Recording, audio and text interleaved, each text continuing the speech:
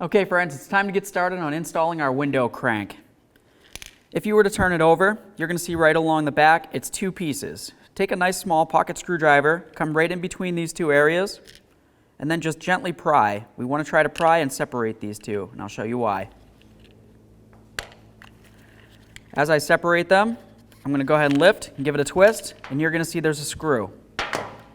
This is your mounting screw. We're going to need a Torx bit to install it onto our vehicle. So here we go. To get this off of here, we need to get the outer plastic out of the way. As you saw on the other one, it's much easier to get from the back side. With that said, I want to carefully come in between here and there and just see if I can pry it. I'm going to do the same thing on this one, down on the lower area. Now I can pull this and we can get to that mounting screw. So now let's just pay attention to the direction that this is facing in. That's the way that we want it to go back together when we put on the new one. So now we're going to use a bit that looks like this. This is a T20, looks like a star.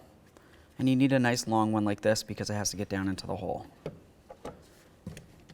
Loosen this up. I'll completely remove the screw, and then we'll get this right off.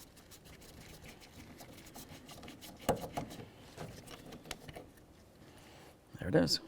Now it's going to be time to install our new crank handle. You want to make sure that you reuse this piece right here. Just going to put it right like that. And I'll line this up in the same direction that it was when I removed it. Put in your brand new screw. We'll go ahead and snug this right up.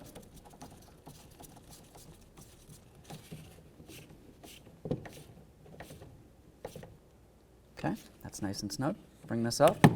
All right, now let's test it. Perfect.